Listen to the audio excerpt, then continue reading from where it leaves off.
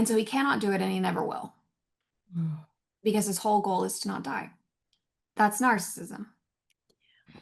I cannot feel or own that which is not good in me because Mhm. if I do, I will feel a depth of pain, which I unconsciously deeply believe I won't survive. Love bombing takes so many forms, but really what it is a pedestaling. I'm going to put you up on this pedestal. I'm going to treat you like I'm worshiping you. I'm going to compliment and praise you. I'm going to make you a part of this team, make you a part of my life, show you all the things, introduce you to everyone. I'm going to take you under my wing. I'm going to care for you. And Mhm. it can feel really incredible. You're like, Yeah. wow, this person really sees me and they really care for me and they really want me and I am really valuable and they see how valuable I am and hell yeah, let's go. These are my people, right? Because it feels so good. Yeah. After the love bombing is Welcome to Honest Feedback, the podcast where deep truth meets bold transformation. I'm Goddess Brittany King, a pleasure priestess and a transformational retreat facilitator who helps women connect to their deepest truths, reclaim their pleasure, and awaken their inner power. And I'm Lisette King, an emotional ninja and transformational coach who helps leaders release baggage, heal unresolved trauma, and step into their most aligned, purposeful lives. We've created this podcast for spirit-led individuals just like you. Seekers of truth, personal growth, and meaningful connection. Whether you're navigating life's big questions, craving more joy and fulfillment, or simply looking for honest, relatable conversations, you're in the right place.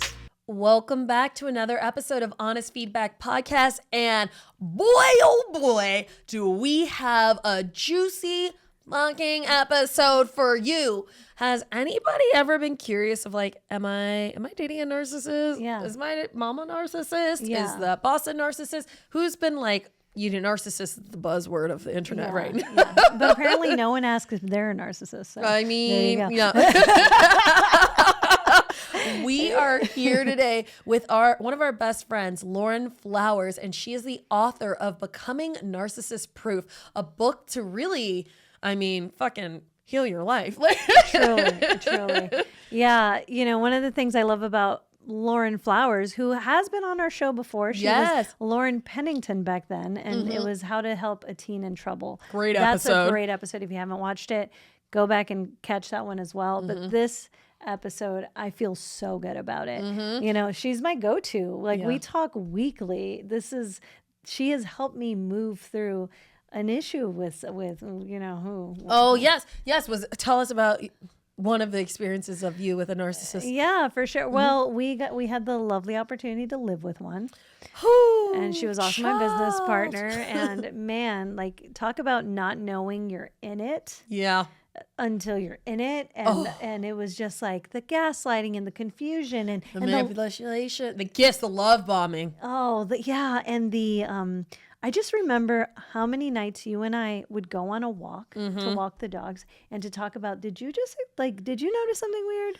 To process. Literally every night we had to leave the house to process what we were experiencing. Yeah. And we were a little traumatized. We were like, what? This is just so confusing. It was confusing. And so I'm really excited to have her on to talk about like, how does one even end up in that cycle? And how does one break out of the cycle? So let me give you her fancy pedigree. And this only is the tip of the iceberg for all her pedigree. Lauren Flowers, LMFT, is a licensed psychotherapist dedicated to helping people break free from toxic dynamics and reclaim their inner strength. With extensive experience guiding individuals through personal and relational healing, Lauren blends psychology, neuroscience, and practical tools into strategies that create real change. Through Become Narcissist Proof, she offers a compassionate yet empowering roadmap, equipping readers with the clarity, resilience, and confidence they need to thrive no matter what challenges they face. Should we get Lauren on the line? Let's get Lauren on the line. Hey, Lauren, we are so excited to have you on here today. As always, Lauren was on our podcast before, and she's just one of our finest guests. So, of course, we had to have you back to talk about your book. Oh, tell us a little bit about what you've been working on. oh my gosh. Hello, Lisette and Brittany. I am so glad to be with you. Any minute that I get to spend with you two is a highlight of the day. So I'm just ecstatic to be here talking about something that I created and channeled and poured out into the world. It's just such a joy to get to talk about this. So, okay, the book has become narcissist proof. It's quite a promise. And as I got into what it would take to write this book, it more felt like it was stirring up and churning for probably about 10 years. And when it came time to refine it down and distill it into these chapters, I knew that this was a bigger story than just mine. And I've got a pretty awesome story about being with a narcissistic type of person. It's Yes. pretty phenomenal. I get a kick out of it at this point, and it caused a lot of pain for me and also for him. And that relationship was full of a lot of pain. And so when it came time to write the book, I knew that I wanted to honor other people's voices. And I knew that narcissism affects not just romantic relationships like I experienced, but also parent-child relationships and boss-employee relationships and friendships and all sorts of different relationships are affected. So within the book, we have 7 people's stories total for now, more coming to be added to the book as we go. And so, really, if I can say anything about the book that makes it worth exploring, it's that it's a celebration of many, many voices that were silenced, many, many voices that didn't feel the freedom to share or speak, or if they did share or speak, they weren't honored in their sharing, or maybe they weren't believed. And so the book is 7 people's stories, and woven in through the stories are frameworks, frameworks that build on each other, frameworks that teach how to calm our nervous systems, framework that teach how to see manipulation happening in the moment and what to do about it, frameworks for forgiveness, which is a really challenging topic for many people. Yeah. And totally liberating. More and more frameworks than I could ever imagine went into the book. It is packed. And more stories than I could have imagined went into the book. So I'm so proud to be here. I'm so proud to talk about it. Thank you guys so much for having me. Oh, thank you so much for being here and for distilling something into the words that we could all thumb through and be like, there's a framework, there's a process. I can see it happening in different dynamics. You know, narcissist as of late has become such a big buzzword. I mean, everyone's an armchair therapist and it's just, it's like, no, they're gaslighting me. Now you hear it on like the Real Housewives. It's like narcissist, Right. It's just become everywhere. So what would you say? I mean, you're a clinician, a host of what's the definition? How would you describe what is a narcissist or narcissism? Okay, so there's so many frameworks. I mean, if you Google what makes somebody a narcissist, you can see a lot of frameworks. And really one of the narcissistic patterns that we track and follow for how to recognize if you're in a situation where somebody is being a narcissist, it's kind of like most people have to look backwards. Most people have to look at what's already happened. And so it starts with the familiar circle, right? So it starts with a love bombing. Oh my gosh, if I'm pretending to be a narcissist, I would come to you and say, Brittany, you are just the best person on the planet. I've never met anybody like you. Oh my, honestly, like this is just, do you feel how good this feels? This is the best thing I've ever had in my, you're incredible. And furthermore, I don't think I'll ever meet anybody like you again. And this is all perhaps within the first hour, week, knowing you, Yeah. month. Yeah. So love bombing takes so many forms, but really what it is a pedestaling. I'm going to put you up on this pedestal. I'm going to treat you like I'm worshiping you. I'm going to compliment and praise you. I'm going to make you a part of this team, make you a part of my life, show you all the things, introduce you to everyone. I'm going to take you under my wing. I'm going to care for you. And it can feel really incredible. You're like, wow, this person really sees me and they really care for me and they really want me and I am really valuable and they see how valuable I am and hell yeah, let's go. These are my people, right? Because it feels so good. Yeah. After the love bombing is a devaluation stage. And so devaluation can start with, it can be pretty subtle. So you make a mistake because you're not actually up on a pedestal being Miss Perfect or Mr. Perfect. You make a mistake, and somebody who's a narcissist might say something like, huh, well, that's not like you. Mm-hmm. I don't know about that. And then they'll just kind of walk away, and you're left being like, tell me it's okay. Like, Mm-hmm. tell me it's not a big deal that I made this mistake. So you're kind of like, what just it feels like being on unsteady ground. You're like, wait a minute. Yesterday in the team meeting, you were singing my praises, and today I didn't close a sale. And now you're like, hey, that really wasn't good enough. Mm. Yeah. Okay, well, there's going to be more. And you might say there's going to be more sales. I'll keep at it. No problem. I got this. And they're like, okay. Mm. So it's like a change in temperature. One of the Mm. ways that I can describe it. So there's a devaluation phase, and that goes on and on and on. And what it does is they used to praise you, praise you, praise you. You're up here, and then you make a mistake, and they start going like this. They start to either walk away or put the pressure on or create a tension in the relationship where you start going, wait, how do I get back up there? How do I get back up there? Because Yeah. where we were felt so good.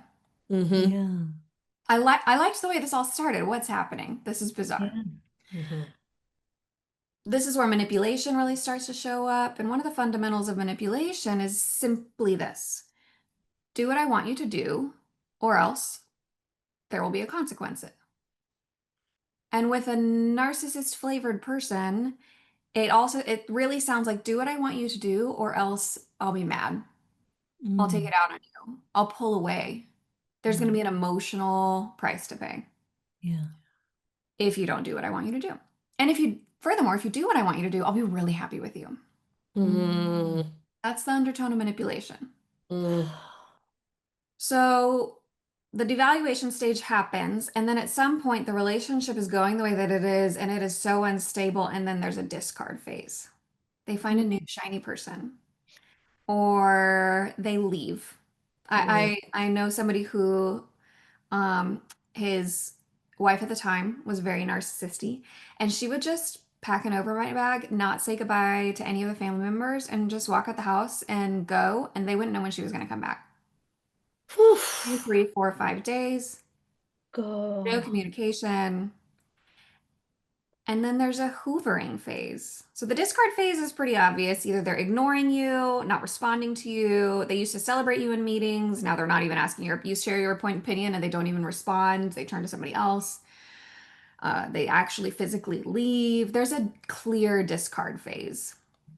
They just chew you out all the time. They don't value your opinion, whatever. It's not just that they're ignoring you. It could also be like an absolute tearing you down. Mm.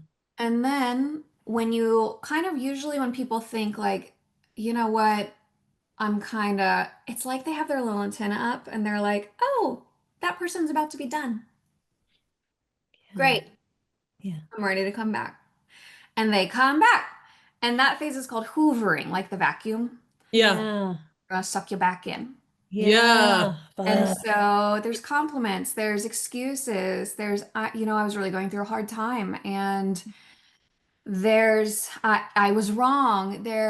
My favorite memories that I can pull up about the hoovering were incredible and impressive, like crocodile tears. And Mm. he would say, please just give me grace. I'm trying so hard. Oh, God. I literally find myself needing Heart-wrenching. a nervous system response. Uh-huh. With the butterfly, I am safe. I am safe. Because as you describe the phrases, it's like boom, boom, boom. And listeners, like if you are listening to this and having strong reactions of like, wait a minute, wait a minute. Or you're driving in the car, you look over, you're like, oh, just know, like, this is why the book is so helpful, and because it can help you navigate this space. Like, whoa. Yeah, You know you're in it when you're praying for the light to turn red so you can have a minute. Yeah. Oh my gosh. Lauren, I remember when you were coming up with this book, I just felt this like, what do you need to make this happen? Like, let's fucking go. As you were speaking, it feels like a masterclass in things that just were completely out of my awareness. Yeah. So thank you for, going through that. Yeah, thanks. Well, like if we can lean into personal, like would you be open to just sharing your experience Of navigating course. a narcissist in your life? Absolutely. Where to begin? I know. Like when you said the crocodile test and the Hoover, like, yeah, just anything that comes through that feels like this was my experience in any of Right. my cases. Yeah. Well, I think something to acknowledge too is that after the hoovering phase, it goes back through the cycle. So then there's a love bombing. And usually what happens to us is we go, there you are. That's the person. That's the person. That's the real you. That's the version of you that I know.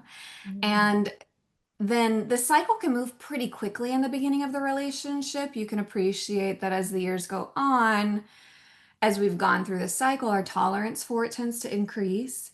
And so, I mean, for me, what I really remember is, names have been changed to protect Yeah. the innocent and the non-innocent. Mm. And um, I knew Travis in middle school. We met in eighth grade, and I don't talk about that in the book, right? So Mm. we met in eighth grade. We had a big crush on each other, and we did like the eighth grade. We give at the time the term was going out. Did you guys have that one? Oh Oh yeah, yeah. Oh yeah. Yeah. I'm going out with Travis, and my dad would say, "Where are you going to?" And I'd be like, "Dad, You don't get it. I'm not going anywhere. We're going out." And he's Yeah. like, "Where?" I was like, "That's not it. That ugh." So I have a clear memory of my dad in my head being like, I don't get it. Like, clearly. Don't worry about it, Dad. I think it lasted a really romantic, like, I don't know, 3.5 weeks. Mm. And so kind of a long one in eighth grade there. Yeah. Yeah. Yeah.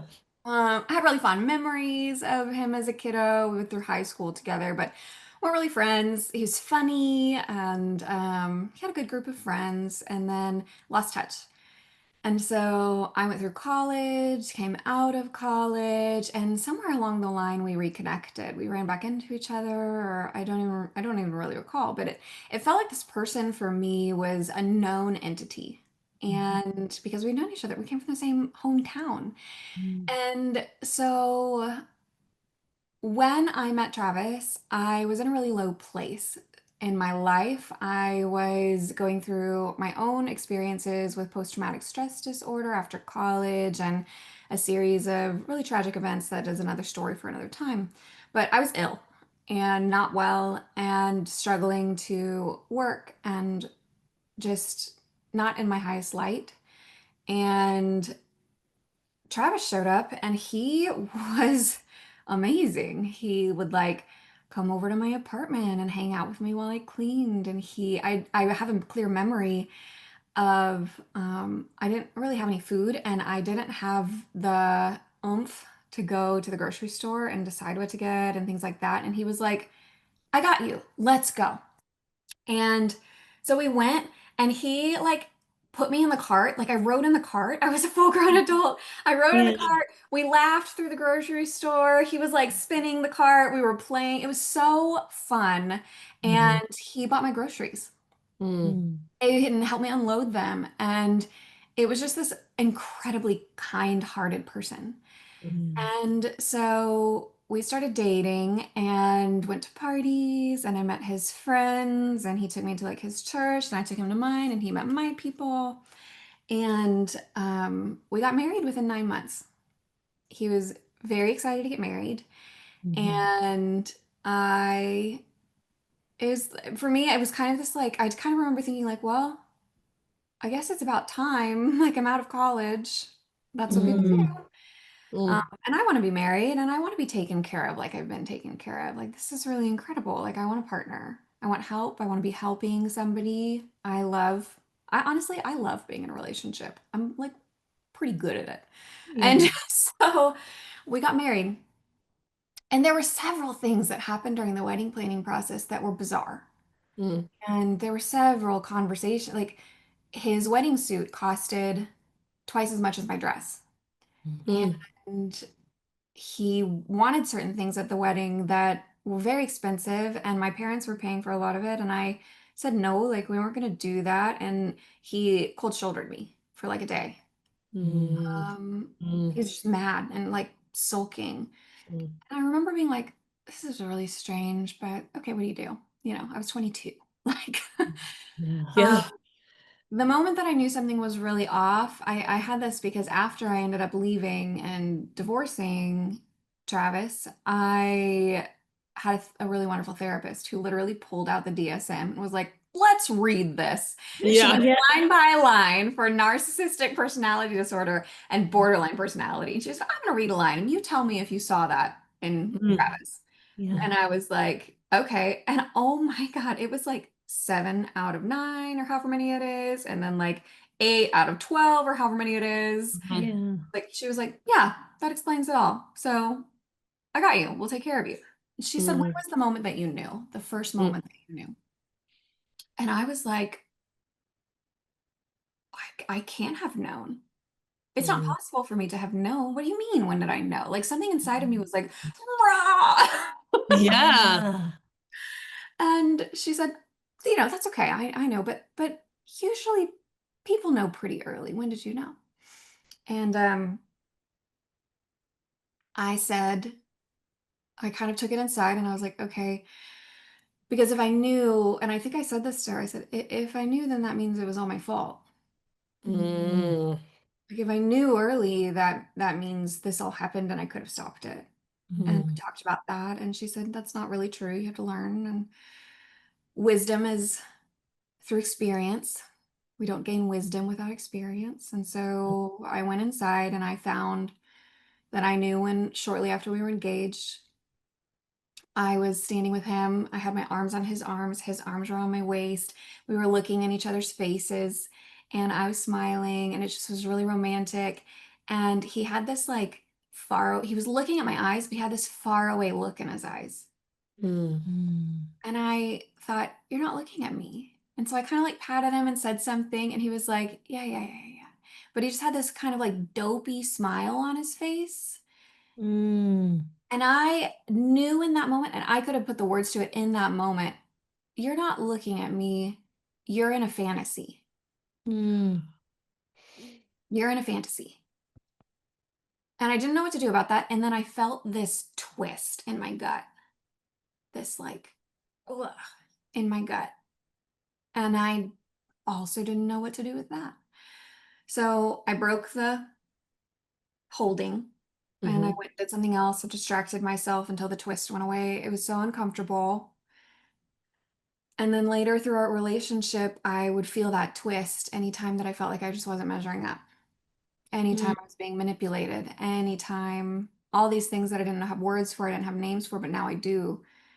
Anytime that there was something that was just so not right, and I didn't know what to do about it, I would feel that big twist.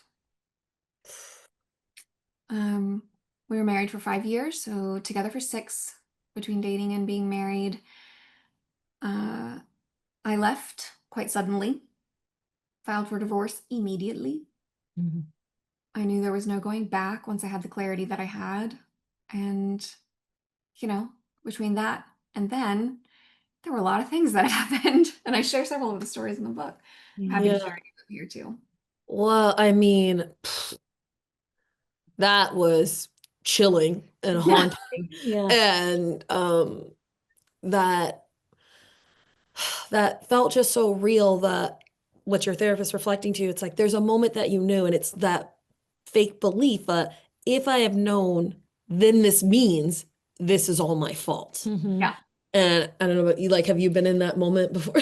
Yeah, absolutely. And how does one, I mean, you said she gave you the tools, but how do you even get away from that? Because that's a familiar place I have found myself in. Yeah. You know, and I think that's when we start lying to ourselves, because it's like, well, no, this can't be what it is. It's like the gaslighting goes both ways, right? Yeah, So, like I was. Yeah, well, that didn't happen. Or the next moment they're being great, then you're like, oh, see, they're great. This is the real. That was the fluke. That was the fluke. Yeah, yeah, if you can chunk down into like recognizing the narcissist. Well, I think this belief that if I knew or if I know and then I don't do the right thing about it, then that means I really was the problem is part of the belief structure that makes somebody narcissist snacks. Ooh. Right. If you are a person who takes, high level of responsibility for what's going on in your relationships, but too much responsibility, like you're going to take theirs too. You are charcuterie board for narcissism. Snacky, snacky, snacky. And so they come a flocking. I don't know. Again, I think they have like this antenna system or this like they can sniff you out, sniff us out. And so I think the power in recognizing that I can't, firstly, I did know. And it created a somatic response. So there's 2 chapters in the book dedicated entirely to relearning somatic response, what your body tells you. A somatic response means the messages that your body is sending you. And they are lightning fast. They are automatic. You cannot stop them. You cannot override them.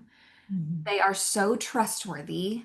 And most people who experience relationship with narcissistic flavored people, again, we're not labeling people with diagnoses, but have something in their body that sends off the warning signal. And over time or somehow they've been taught or they've learned to adapt to ignore that. So this bodily signal is, it's my safest defense. It's my safest indicator. It's what makes me feel safe again in my own body. It makes me feel safe to say, oh, I know, and now so I can do something. And the only way that I learned that is because I knew and I didn't know what to do about it. So when it comes to recognizing what's going on in ourselves, becoming narcissist proof is a 100% inside job. And I've already caught flack for the title. I've caught flack on social media. I've caught flack from somebody in person saying like, you can't be narcissist proof. They just attack and attack and attack. They just will come for you. They'll take everything. And I'm like, correct. They will come for you. They'll take everything. And so build up the defenses. I'm not sure it's all that complicated, even if it's not necessarily easy. It does take work and focus. And some effort and some release work and some going again and trying again and reflection. But it's completely available to become narcissist proof. At this point in my life, I only have, I think, one person engaged in my like spheres of people, probably about 3 people out that I allow. And there are a bunch of reasons for that. And I know it. And I tend to do a really good job of just making them unhappy. And that's fine. They just are who they are and they're going to be around and, and I can love them and it's okay. Yeah. Oh my gosh. I've got so many. I've got questions. Our listeners have questions. What's coming through for me right there is you don't want to be a snack. No. And some of them. That kind of snack. Yeah.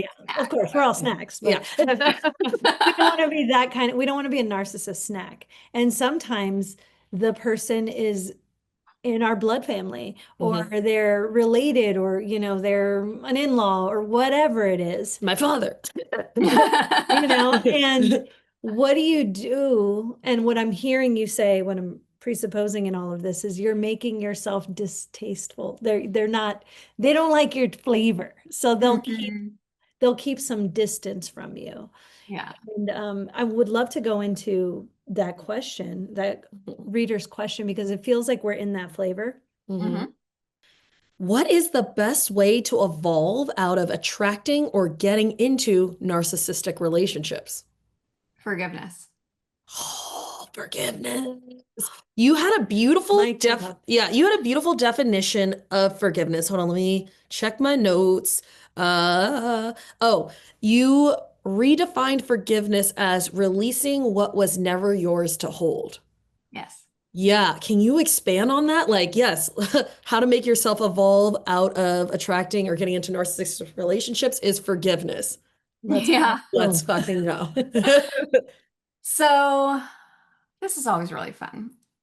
When after I left Travis, I spent, I kid you not, 3 years asking, I was like, it was a compulsion, asking different people, and my dad, who's a very wise man, and my mom, who's a wonderful woman, and my siblings, and I asked pastors that I met, and teachers, and trainers of NLP, and I mean, I went down the list. I asked perfect strangers in coffee shops. I did. I said, "How do you do forgiveness? How do you do forgiveness?" Because I heard, I understood that it was supposed to be this really important thing. And I knew that I was carrying around this energy of Travis and my experience of him. And I asked therapists, and they were like, you just let it go. And I remember being like, fuck that. Like, tell me how to do that. Yeah. Give me a path. Yeah. So I wanted to forgive in the way that I understood it at the time, because I just could see everybody talked about the benefits of forgiving, and they talked about how they felt before and after, and the moment they decided forgive, and that it's a choice that you make. And I was so rather unforgiving of all of these people who wouldn't give me a way to do it. I would meditate or pray or free write. Oh, I free wrote. That just made me angry. And I mean, I did all these things. So forgiveness, letting go of what was never yours to hold. There are two major frameworks inside of the book where I talk about, firstly, what forgiveness is and what it's not. So it's important to differentiate a couple of things. I grew up in the Christian church, and in my mind, and I don't know if this was purposefully taught to me, but in my mind, forgiveness was conflated or made the same as reconciliation. Yeah. And Yeah. if I forgave somebody, that meant that I needed to like go to them and repair. And I I knew that Travis was abusive, and I knew that all of my grad school books and other books that I read said not to be in the same room as your abuser until they take responsibility. And as far as I knew, he hadn't with anyone. And so I was absolutely not willing to go to him and like do forgiveness face to face. Yeah. And that was the only way I really knew how to do forgiveness. So I had to learn that forgiveness and reconciliation, or forgiveness and relational repair, were separate. They were not the same thing. That was the first thing. So, what forgiveness is and what forgiveness is not. There's an extensive explanation in the book, and that was the key one for me. The next thing that I learned, I went to a training by a wonderful man named Chris Kyle and Ennio Salucci, who has since passed away, here in Austin. And they laid out, I took furious notes. I wrote as fast as I could. They laid out how you know when you're living and excusing or when you're living and forgiving. What's the evidence? What's the fruit, if you will? What's the evidence of living and excusing or living and forgiving? And it was mind blowing. And so, like, for example, in excusing it, it will stay very vague, the topic of conversation. So if there's an infraction or a wrong done, it's like you stay superficial, right? So for example, Travis being like, I know I just have done wrong, but give me grace, crocodile tears. Like, you're not willing to talk about the wrong directly. And then I folded into that. I was like, man, it makes him really uncomfortable if I point out these wrong things he's done. I should like back off. Yeah. He surely knows. Okay, maybe if I just give it some time, he'll like work this out on his own. Shocker, he didn't.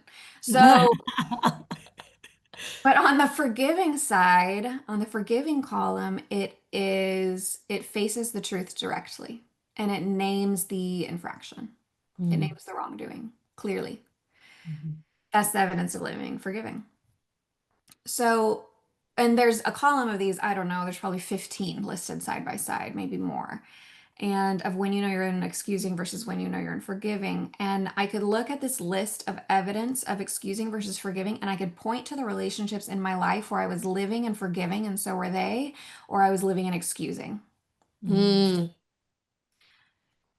And being able to do that was mind-opening. And then the very next spring, I went to my first prac training with Empowerment Inc. And they took us all through a forgiveness process called Ho'oponopono. And I signed up for everything. Yep. It was absolutely miraculously life-changing. They took me through a process of forgiving called Ho'oponopono. And so Ho'oponopono is a trained and guided technique that they hold as quite sacred. You can find videos online. And so I didn't include that in the book, although I did include a recording and the like comprehensive book material. So when you buy the book, you get audios and guided meditations and things like this. But I did also include one called the acceptance bridge. It's 2 different ways to do the acceptance bridge. Acceptance is a form of forgiveness. It is one of the fruits of forgiveness and living in forgiveness is that you simply accept what happened and that you can't change it. And you might even name, if I could change it, I would. And I can't. And it's okay that I can't. And I'm okay. Yeah. So there's 2 versions of the acceptance bridge in the book, which help to build a bridge. And it's for the body, it's somatic, it's in the unconscious mind to build a bridge from what happened and that I hate what happened and I don't like what happened and I'm resisting what happened, which sends me into this spiral of irritability, frustration, fury, rage, disdain, self-defensiveness with other people, all hypervigilance, being on the lookout. Everybody's a narcissist. Yeah. I'll never find love. I'll never have a good I've been through 8 of these people. The whole world is a narcissist. It's a very small population, by the way, you guys. The fact that we're repeatedly attracting narcissists says so much more about us. Please forgive me. Yeah. It is fixable. That's the point. It is fixable. So we can do the acceptance bridge because on one side we have I hate this and I don't like it. On the other side, we have acceptance, and it's just too big of a leap when you're in pain. It's too big of a leap. So we use this process to build a bridge to help the body and the unconscious walk across and let go of that which is in the past and you cannot change. You have no power to change that person or what happened. What we do have power to do is clear out ourselves, live in a state of forgiveness for ourselves too, and for others. Release people who are not serving us, not good for us, release ourselves free from the way that we are not good for others and not serving others, and become the person that we actually want to be so we can attract the person we actually want to have and be with. And that's all boiling down to forgiveness. It's an entire section of the book.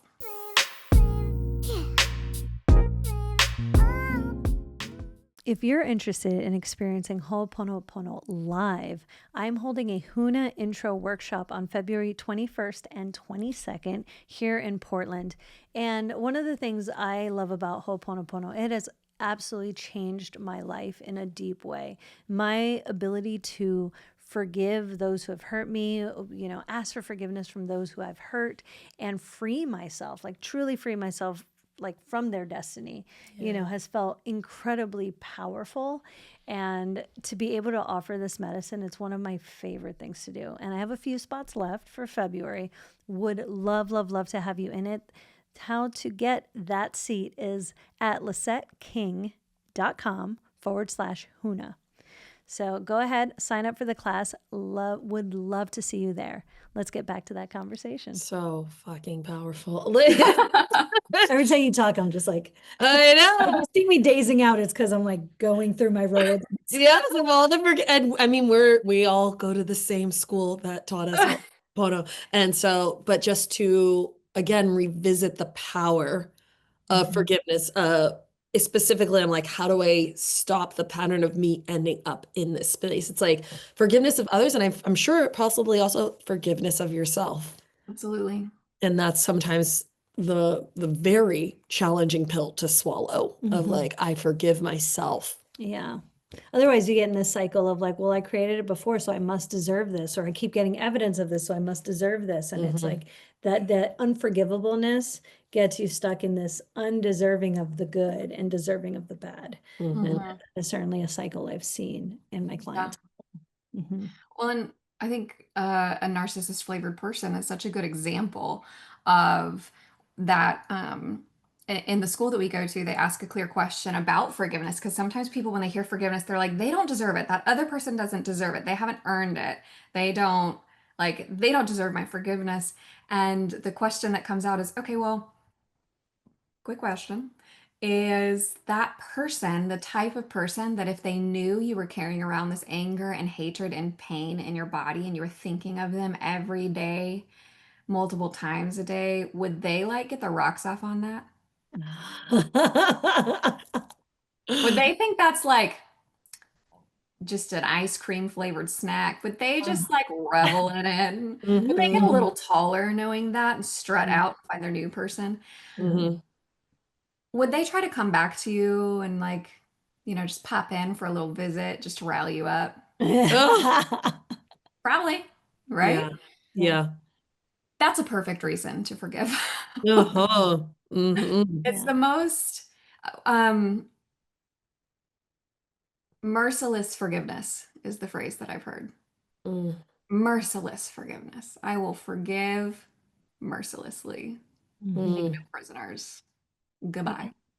Yes. Thank you, goodbye, if you will. Thank you, goodbye. And I think that is what differentiates it with the traditional, what you're taught when it's reconciliation. It's reconciliation is, I forgive you. Yeah, you can continue to be an asshole in my life. Versus, I forgive you. Thank you, goodbye. Yeah.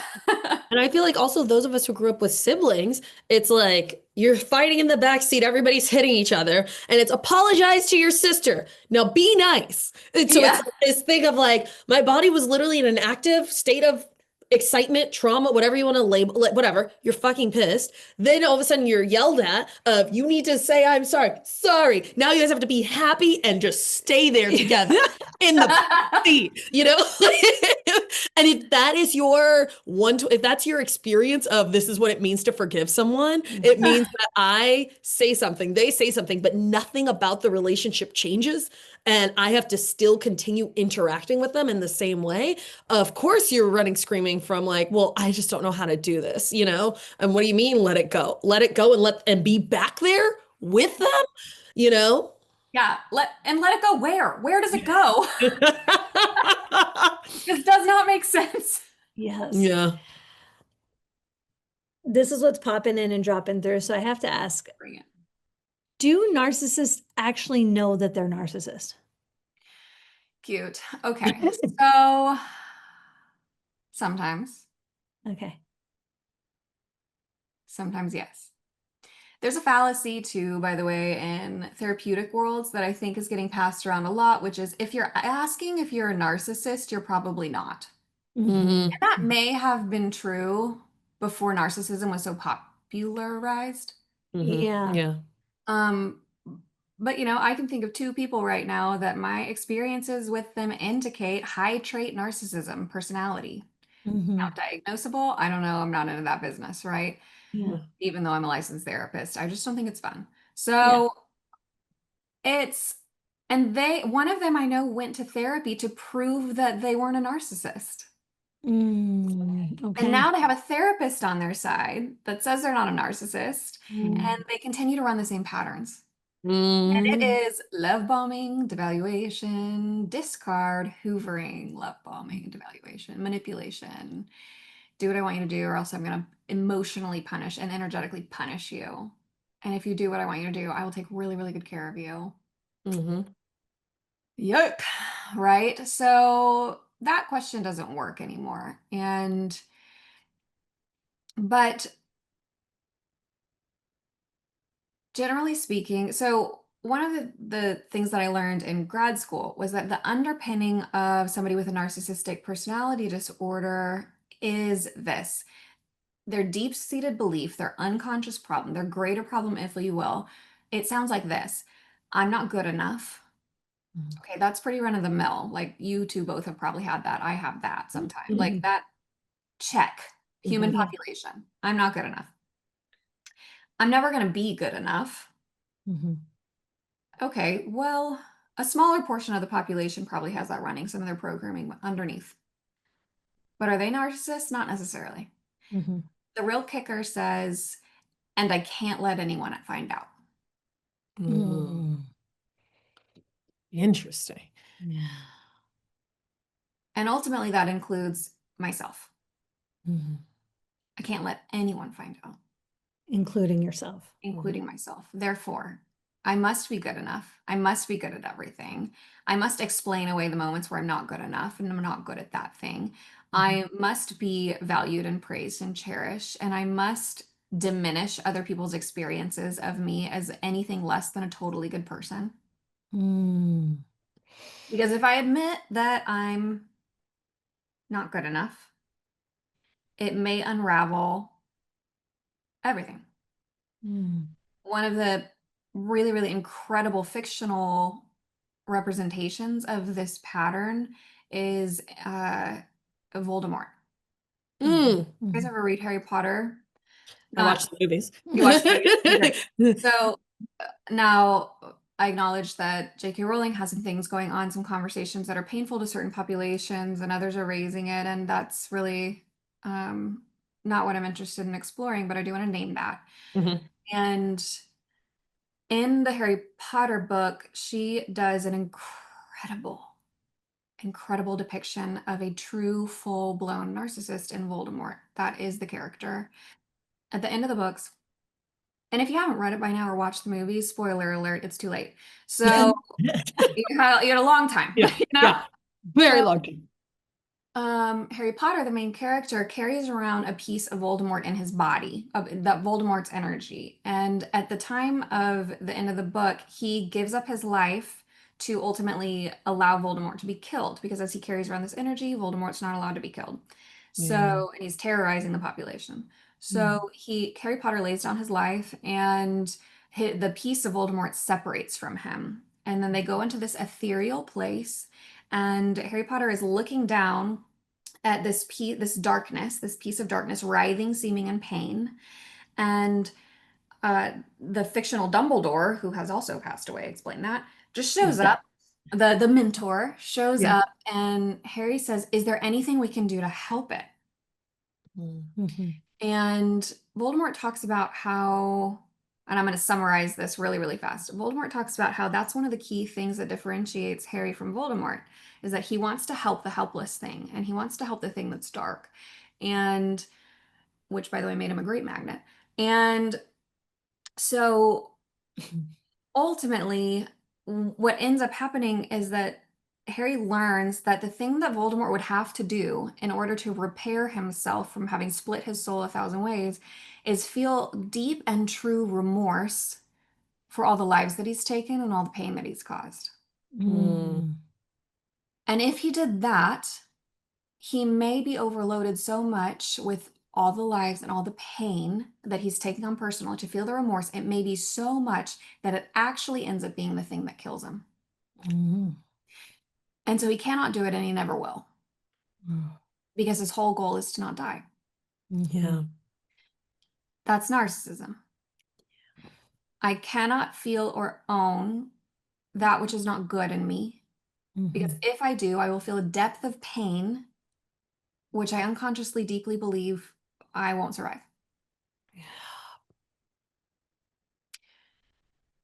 Which is part of why we tell people that narcissists, they have like a 2% chance, diagnosable narcissists have like a 2% chance of changing. Because of the pain that they would undertake in order to change. Yeah. I'm just like, do I text it directly to my father, who I haven't spoken to? The episode. No, it's just like, wow, what a beautiful illustration. Like, I completely forgot that. I only watched the 7 part 2 one. Like, where you're just like, I deleted that scene completely. Totally. But what a beautiful illustration of that experience. And for me, it opens this space of compassion. And again, not that this person has to sit at my table. Absolutely not. But like, if this is what is causing like the way that you're showing up, it's just like, what I'm feeling is this acceptance from the whole, and from the very wooey place of we're all one, of like, that is part of the whole. It is very healing to Mhm. hear. Like, it's like, I don't like it, but I get it. Yeah. If And I that could is change it, I healing. would. Yeah. Yes. Yeah. And I Yeah. can't. Yeah. Yeah. And it's okay that I can't. Oof. Well, okay, we had another question. Hold on. Is it on mine? We had another listener question. Okay, while This, you're looking for that, I did have something pop in. Great. There's a chapter in the book called Understanding the Best They Can. And it goes through basically, and one of the analogies in that is about how it can be helpful to come to a place of understanding that this is the best that they can do. And then I use an analogy of two pens. If you pretend that you have a pen that is like two ballpoint pens, one is skipping, and then one has something in it that causes the ball to see it stuck. And so it like gaps, make big long gaps, and one the ink skips out.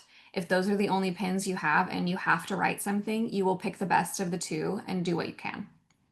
Mhm. And so there's this aspect of like, okay, if these are the best pens that this person has, I can accept that. And now I get to decide, do I really want to live my life with somebody who has such crummy pens?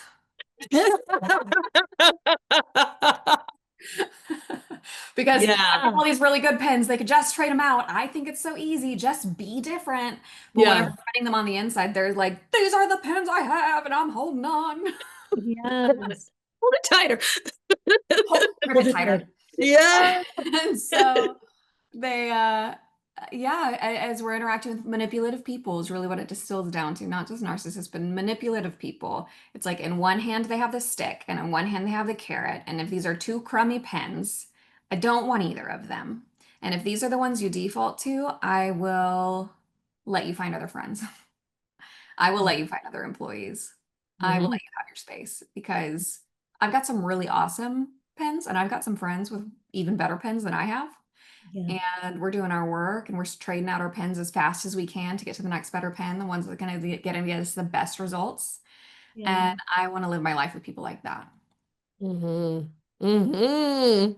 Oh, So good. bars. Not about the person, but it's about the crummy pens. Yeah. Yeah. And I'm going Yeah. to back off. Yeah. Separating the person from the behavior, Mhm. Mhm. but also let's not forget that's their default behavior. That's a default behavior. That's a Yeah. default behavior. Calibrate on the behavior. Calibrate on the Yeah. behavior. Well, I mean, this kind of moves into like the workplace, we're talking pens. So the question that someone sent in, which is related to the work and pen situation, is in regards of narcissists who are in a decision maker position, how can we either remove them or work to move forward when their ego gets in the way? Mm. Mhm, mhm, mhm. So I'm going to presuppose that the person is under their decision-making power. Is that Yes. what we're talking about? Okay. So Yes. you have like a hierarchical structure in a corporate or business setting where the person is in a position and the person above them or indirectly above them in the same way is narcissistic flavored and making decisions. Okay. There are several stories in the book dedicated to this. I can think of two. Yeah. Um, one is offered by my husband, in fact. So his name is Brandon. He is an angel in a skin suit, and I love him to bits. My very own sister says he's the better half. So if that tells you anything, he's just great. So he contributed a story for the book talking about a narcissist flavored person. And then one of my best friends, Megan, contributed one called The Rockstar Narcissist in the Workplace. Mm. Oh, So basically, the person in the workplace who's running these behaviors knows exactly who they need to charm, and they're never going to charm, they're not never going to stop charming the right person to be charmed. So if Mm. you're an underling, they only care about you insofar as it makes them look good in front of the right people. It can be very challenging to get the people who have the power to remove them to remove them. And the oh, rockstar narcissist story from Megan, she talks about how this person documented to the teeth. But she had this person in her organization had more turnover in her department than the rest of the company combined times like 3 or 4. It was nuts and costing the company so much money and it was so expensive, but the higher ups just couldn't see it because she was incredible. She always met her goals. She knocked it out of the park. She always had reasons why these people weren't good fits for the company and she documented to the teeth. Oh. So it ended up being like a paper battle. Mm. Oh, well, we got this in. Well, here are my 7 documents about why that override that one. Mm. Okay, so they know when they need to charm and they're never going to turn that off, which I would just like to pause here for a second because this is kind of a thing. Uh, if you're seeing your narcissist charm other people right in front of you and then be a dick to you, that's proof that it's a choice. Yeah. Proof that it's a choice. Mhm. Sometimes we get stuck in this thing of like, oh, well, they're just in a mood or they're just whatever. But like, I remember watching Travis be like Mr. Man in front of all these people, so amazing. And then even would just turn around privately and like drop a comment in a lower voice that other people couldn't hear and then go right back to being Mr. Man, amazing in a group. I'm like, what is happening? So destabilizing. It's a choice. It's something they can control. It's within their power to be kind to you because you can see them being kind to other people. Mhm. So back to the question. Yeah. It's really challenging. So really what it comes down to is not about how to get that person removed, although you can document, from the floor to the ceiling if you'd like. But Yeah. they're probably ahead of you. Yeah. And the higher ups probably have really good reasons for keeping them on. They crush their sales numbers. They crush their job. They're really good at it. Of course, they have to be. Yeah. Even if they're kind of not, even if there's work going undone, even if it's messy underneath the table. And if you go and talk about that, you'll get a reaction, either support or you'll be devalued. So you have to weigh that. Mhm. My very first question is what's preventing you from getting another job? Mm. What's preventing you from removing yourself from the situation? Mhm. What's in it for you if you stay? And what are the benefits to you if you stick it out? And are you willing to pay the cost that's inevitable of being in this environment, presupposing that person's going to be there longer than you? Because they're very valuable to the higher ups because they've made themselves so. Yeah. People get locked in this gridlock thinking of like me against the narcissist. And my loving, kind response is you're not really likely to win because if you're looking at it that way, you're probably not equipped to play the game that they're playing. Mm. Because you kind of have to do some shisty things Mm. Yeah.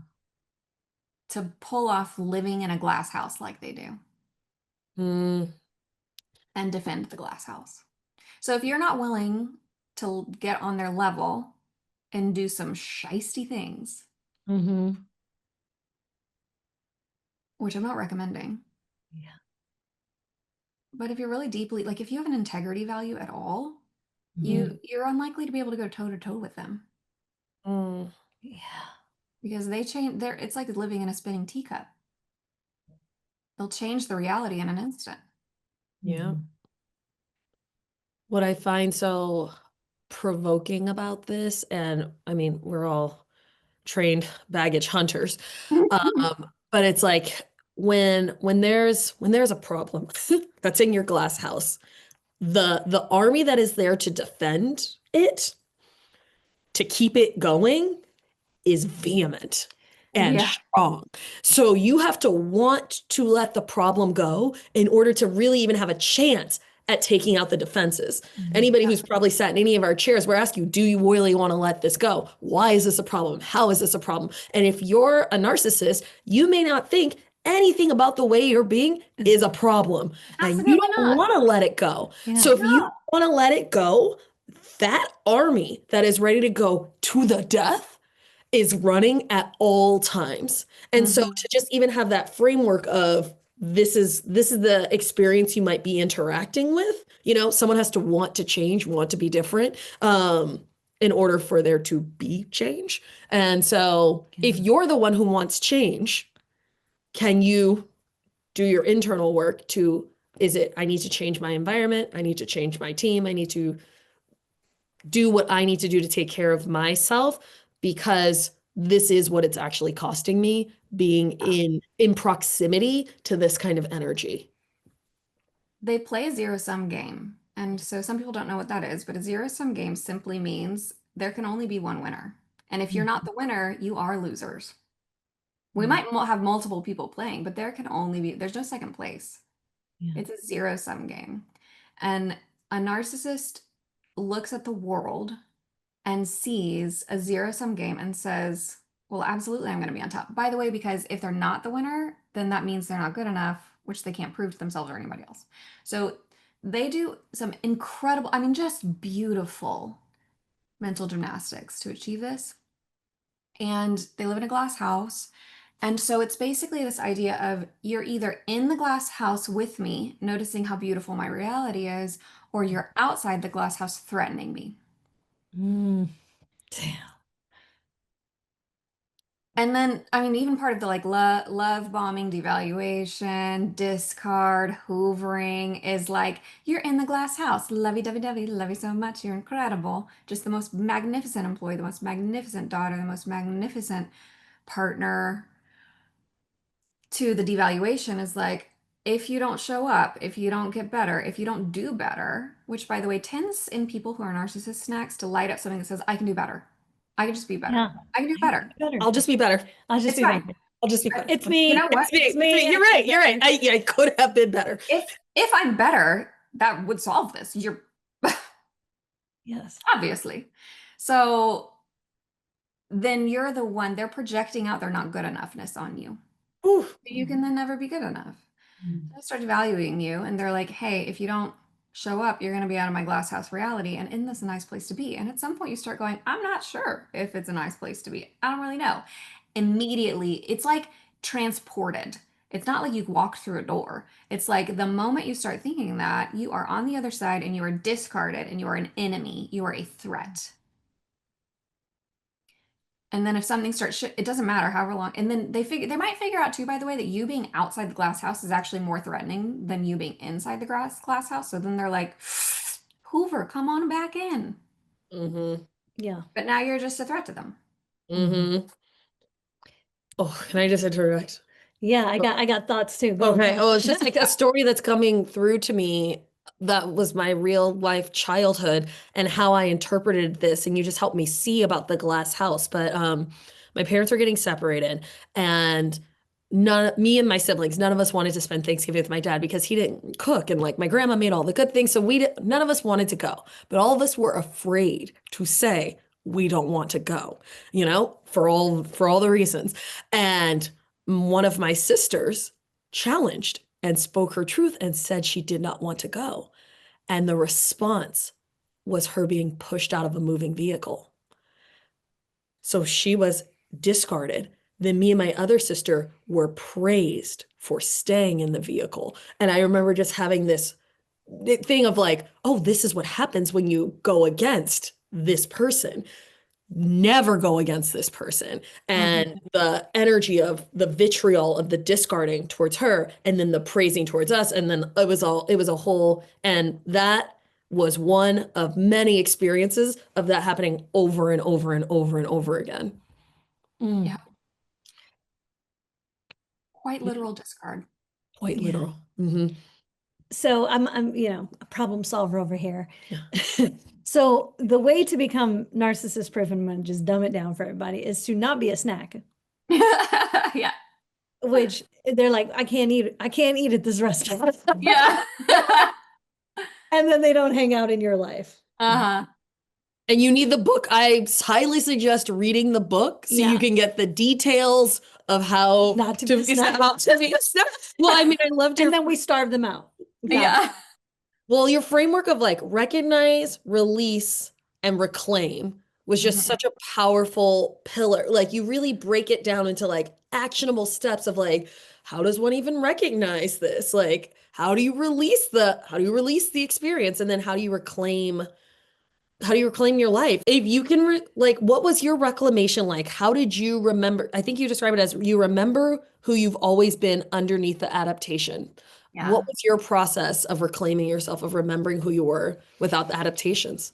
Oh my gosh. I was in grad school, Mhm. and the very first moment that I like felt like the lights turned on, and I have a story in there for this. So I was in grad school and I was studying, and one of the textbooks had a case study of, it's like how to counsel or how to do therapy with somebody who's been the victim of narcissistic abuse. And they had a case study in there, and I remember it was on the right-hand side of the page. It was in one of those boxes, that's like filled in a little gray. Mhm. And I was reading through that case study, like 3 paragraphs maybe, and I thought, oh my gosh, this is why my life is in such chaos. That I'm living this. Holy crap. So it's like the lights turned on. And then as I continued to live with this, so that was in the spring, I think maybe April. And by August, I left and got divorced. Mm. So from the moment that the lights turned on to when I left was just a handful of months. And I couldn't unsee it. And so I remember several things that happened. I confronted Travis about, not about being a narcissist, but about like how I just felt so bound up in chains. I didn't understand what he wanted. I felt like I couldn't step left or right without stepping on a landmine, making him angry. He was blowing up all the time. And I just wanted a clean slate. I just wanted to do what I wanted to do. And we can make new rules and like whatever. I just didn't understand. So he agreed to that. And I remember he said, I don't want you to feel bound up in chains. I was like, oh, we're really having a moment. Like, okay, you're seeing me. Thank you. I'm like, okay. He's like, yeah, of course. So that was in April. By August, I left. That tells you how well that went. Um, and one of the stories that keeps popping into my head that's such like a moment that just really just I remember living in this moment and being like, this isn't real. This is not like people write stories about this. No, I did. People like this is pretend. This is a fiction. Is we were living in a little apartment. It was like a 2-bedroom apartment, and it had one of those kind of like galley kitchens with like a really narrow, you walk in and the sink's on the left and the oven's on the right, and it has like a little bar. Right. You can look out in the living room. So little kitchen, and then back through that way is the laundry room. So tiny little space, but I loved it. It was ours. It was mine. And the trash sat right at the entrance of the kitchen. Mhm. And so we had an agreement in our relationship that he would take out the trash. Finer points, I'm 5'1", he was 6'2" or something, 6'1". And the trash was on risers, and I had tried to take out the trash several times, and I broke bags swinging it up into the trash. Like, it was just Mhm. not reasonable. Like, could I have done it? Yes, but not reasonable. So it was his job. And he just like wouldn't do it. And so this is one of those things of like, it's not about the trash. But like, but it is. It is Mhm. about the trash. He just wouldn't do it. So what would happen is he would tie the bags up, pull them out, set them on the floor in the kitchen, add a new bag, and walk away. And he said that like it was just easier because what he would do is he would back his truck up to the stairs of the apartment, carry the bags down the trash, put them in back of the truck, drive across the parking lot, drop them off. That was easier for him.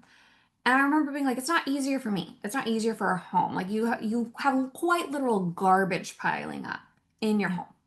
So one time our house was just a disaster, and I was defeated. I was in grad school. I was working full time. I just felt so defeated and so like alone. And my best friend, Rebecca, came over, and she was going to help me clean up the house. She was just coming over to help. She was like, "What can I do?" And I was like, "Just come over and help." So she came over to help, which by the way, if I ever invited anyone in when our house was in any state like that, I got my ass chewed for letting somebody see how we lived. To which my response finally in that like summer was like, "Then maybe we shouldn't live this way." Like Mhm. I was just so done. So Mhm. she came over, even though I knew I was going to get my ass chewed. I was like, it's worth it. I just need some help. And we had 5 bags of trash out of the trash can in the living room or in the kitchen. And one I think was even on the carpet that was like into the dining room. Like it was bad. Mhm. And Rebecca came in and saw this, and Travis was there, and she looked him in the face and started like laying in. She was like, this is ridiculous. You need to take this out. Like she started like standing up. And Travis argued with her, told her not to talk to him like that, told her that it wasn't her house. She like went head to head with him. And they argued about it. And then he turned around, went into his office, which was the second bedroom, which was all his like man cave, shut the door, and didn't take the trash out. And I was like, I don't understand. So I think we ended up taking the trash out. We got the apartment all cleaned up, and then afterward he came out, chewed me out, I think, went back in his office, and then a few hours later he came out. He had clearly been drinking. He was pretty tipsy. He gave me this big ol' hug, big smile, and said, "Thank you so much for cleaning up the apartment. It is so much nicer in here. I just really appreciate the time." So do you guys keep in mind he was in that office just doing bro things, whatever he wanted to do, while we like deep cleaned the apartment Mm. where he lives, like not even helping and yelling at us. So Mhm. it's like it was this whiplash. And I remember he like gave me that hug. I didn't respond. I didn't hug back. I just like froze. Mhm. And he turned around and went back in his office, shut the door. And I was standing in the hallway of our apartment going like, this is some weird shit. Mhm. This is weird. Something about this is just not, I don't think other people live this way. Yeah. By the end, we had so much conflict, so much went on. I worked from 10 a.m. to 8 p.m. I would leave, I would come home, make dinner, we would eat dinner, and then I would clean up the kitchen or not, and leave to go to a coffee shop to study until this coffee shop closed. One of the ones that I loved going to was open until 2 a.m., 3 a.m. sometimes. And so I would study, come home, go to bed, wake up the next morning, do it all again. Yeah. And one time some stuff was happening and he laid into me for like 3 hours and laid down what he called the boundaries, which were a list of rules. This was 9 days before I left. So gave me a list of rules that I needed to follow in order to honor our marriage, and it included a midnight curfew, a list of men and women that I wasn't allowed to talk to, clothing requirements, that we were going to sit together in church, which we hadn't done because I like served on the like sound team in the back, you know. Mhm. And he would hang out in the lobby. So I had to go out and sit in the lobby with him for like when the preacher would talk, which he played a game on his phone, by the way. I thought that was interesting. Like seating assignment in church and like a couple other things. He called them the boundaries, and they were designed to protect our marriage. And I said to him in that moment, I said, "You've created a situation where I either obey you and follow the boundaries so that you know that I'm not a threat, or I know that I'm not a threat to you. And so I don't follow the boundaries, but then you think that I'm a threat." Mhm. Mm. Mhm. And he nodded. Mm. And I said, "Okay." So for the 9 remaining days, I followed those boundaries, got my passport and some important documents, got some sentimental items, and I left. Mhm. And that was that. I think the last thing, I had a friend call me because he was frantically pacing around in their backyard late at night. I was driving back to the apartment. He was chain smoking cigarettes, which I thought was interesting. That wasn't an ordinary habit of his, and drinking and just being really erratic. And this friend called me because he said, "I would rather she be dead than leave." Mm. And I thought, I'm never going back in that apartment again. Yeah. Mhm. That was the nail in the coffin. Mhm. So all of that was how I came to recognize what was going on and left.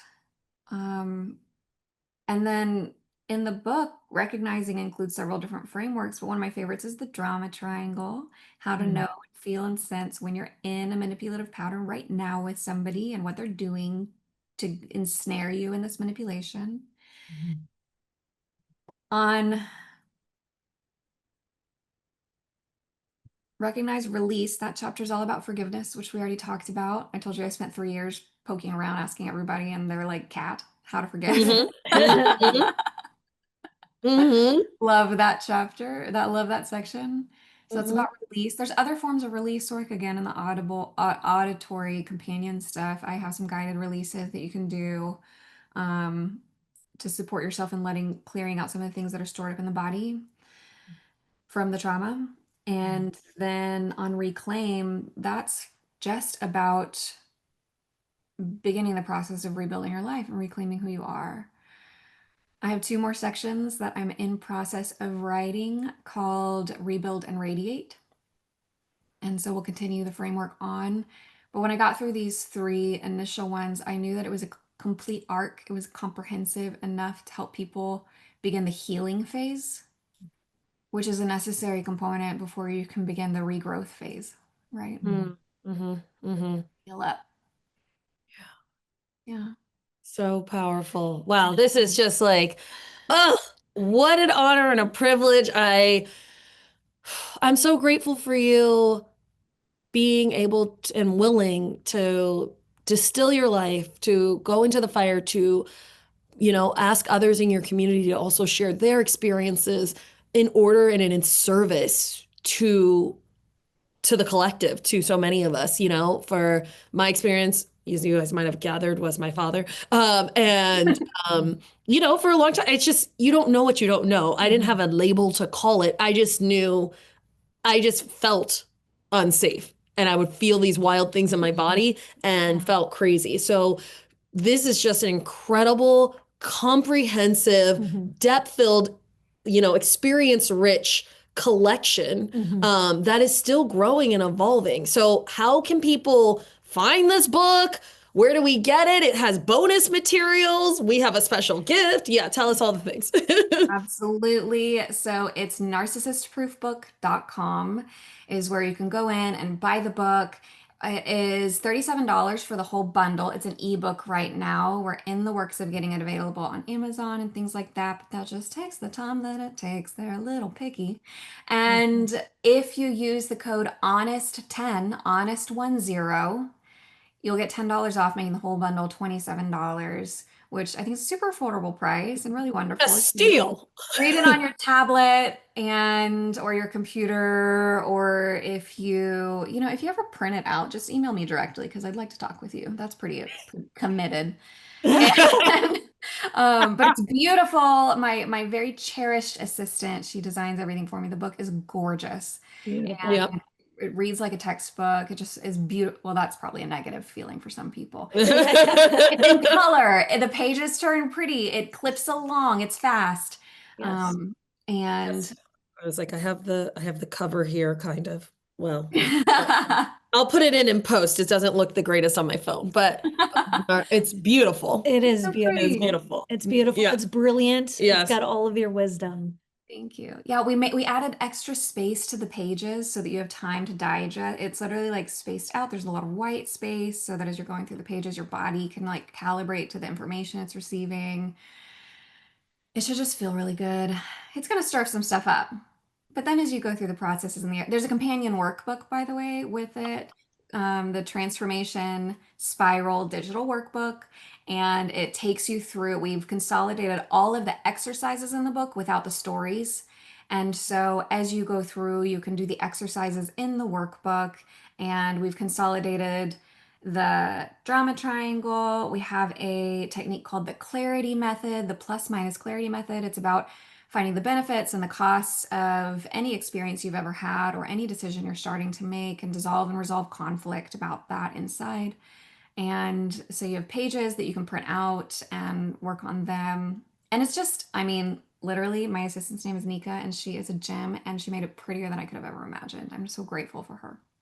Oh, I just hear and feel so much love into this experience and like deeply held. Like, wow, y'all, like, what a privilege. Yeah. My vision ever since you told me you were writing this is like, may it get into as many hands as possible. Like, truly, there's just so many people who don't even know. Yeah. Even as you started talking, like light bulbs going off of how in the periphery these people have been, in my life. And, personally, just the more work we do, the more aware we are. And you just created a workbook where people can do their own work. And that's a gift. Thank you. Everyone's getting better pens. Everyone's getting better pens. You get a better pen. You get a better pen. So many pins for you. You're gonna love them. Some of them might not be your color. That's fine. Just leave those aside. Totally okay. You don't need them. Yeah, I think become narcissist proof is really a gift to the world. And I experience people who have been through narcissistic relationships as people who probably are living in a reality of being afraid that people won't believe them, and living in a reality of not knowing how to be free from replicating this again, and living in some fear and carrying around a lot of hurt in their body and confusion. And, we didn't even touch on gaslighting, and and that's okay. Everybody's calling everybody a gaslighter right now. That's fine. But even that is addressed in the book, has a very specific context in which it is appropriate.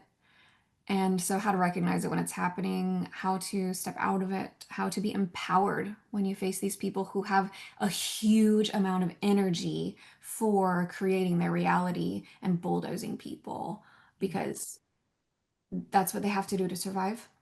Mhm.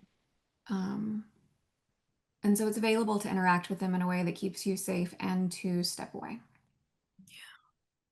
This is powerful. If there was any last thought, feel, divine channeling coming through that you would like to leave the audience with, what would that be? My dad shares his story in the book, and my dad's a good man, and his father was highly narcissistic and ran these patterns in their home. And my dad shares his story.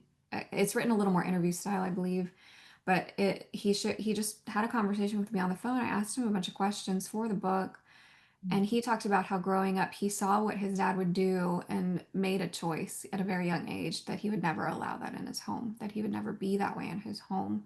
And so you can take what you've learned, take what you've experienced, take what you've witnessed, and draw a line in the sand and be the person who stops it.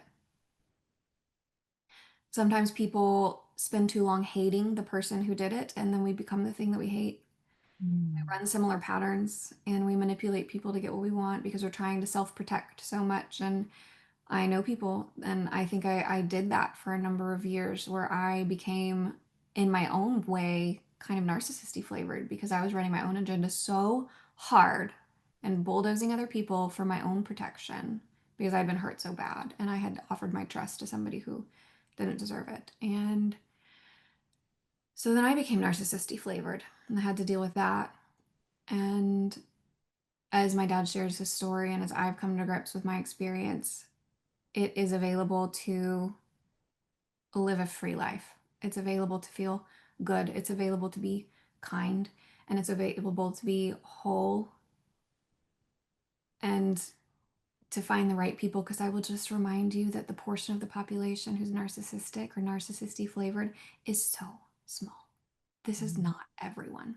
There's so many good people. Yeah. So we have to calibrate ourselves and do the work that we need to do to become the person that repels the narcissistic flavored people and is like warm yumminess to the people that we want to be with. It's available. Oh, so fucking good. Thank you. This was one of my favorite episodes. Yeah. I learned so much. Yay. Thank you, Lauren, for being on the show. I love you both so much. Love you. Holy narcissist.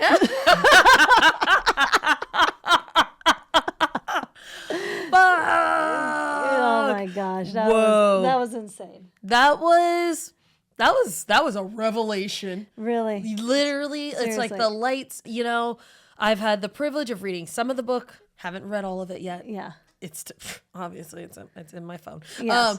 And hearing Lauren talk about the intricacies and the nuance, and like, gosh, that Harry Potter analogy, oh my gosh, just like boom, boom, boom, boom, boom in stereo inside of me.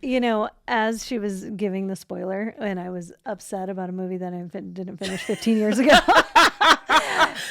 But the way she explained it, I wasn't even mad anymore. I was like, I finally fucking understand narcissism in this whole new way. Yes. It was profound. Like, she was dropping bars. I felt like I was in a master class. Yeah. I feel changed. Like, I could feel myself healing from things in real time. How about you? It was healing. Yeah. It was a healing conversation where it was just like the way that she explained through her stories, through other people's stories, and how she set up the book, I was just like, I really did have an I am safe moment, because I started being like, whoa, my nervous system is like, get out of the house. Yeah. But I also had some space of release and understanding and compassion. And it just, I mean, what a fucking gift. And there's a workbook, and there's audios, and there's meditations. Like, the generosity of this woman to share from the depths of her pain, of like what she experienced and how she was able to get to the other side, and how you fucking can too. Yes. I feel that what I loved about it was how she destigmatized getting caught in those situations. Yes. Which is certainly something that people feel when they're stuck in an abusive loop. Like, it's just like, how the hell did I get in here? This book is like, this is how. This is exactly how. This is exactly And it's not how. your fault. And it's not your fault. And yet it's your responsibility to get out. So it's so, and it gives you, it empowers you to do that. So, you know, I just love how she mentioned that when she read something in her textbook, it changed her life. And that truly is my vision for this podcast. So please like, share, subscribe, give us a review. This podcast was unbelievable. We want to make sure that it gets out to as many people as possible. Send it to everyone. Send it to everyone in the group chat who goes, you guys, I mean, send it. Or when your mom is like, well, send it. Yes. Send it to the people in your lives, and buy the book. It's called Become Narcissist Book. So it's narcissistproofbook.com. Narcissist. Say it again. So the site to get this book is narcissistproofbook.com. And you get $10 off, and you still get all the bundles, all the bonuses, all the things. Like, it's literally free. And that discount code is HONEST10, HONEST10. Literally immediately get this. Let us know what stands out. Let us know what stood out for you from this conversation. If you had any ahas, if you had any moments, if you had any light bulbs. And from the book, like, also reach out to Lauren. I'm sure there's a contact, and let her know what hits, because like she has set with like such a beautiful and compact, transformation journey, and she's still writing the steps on the next part. So like, yo. Yeah. Get yourself that healing. Oh yeah. Oh man, this was unbelievable. I really share this far and wide. Yeah. And if you have a question, you can call in 971-895-4111. Leave us a voicemail with your question, with what's going on, and we fucking got you. And if we're like, hey, tag a friend, we will bring in the big guns. We will bring in the best of the best, because we have the best community We do. to serve you. And I feel like this conversation is proof. This is, you officiated Lauren's wedding. I did. Best friends. These are the people we hang out with. Yeah. So definitely check that out. And there's one more thing. Yeah. Or you can DM us at Honest Feedback Podcast on Instagram. Yes. People love coming in through there. And until we meet again, be honest with each other. Bye.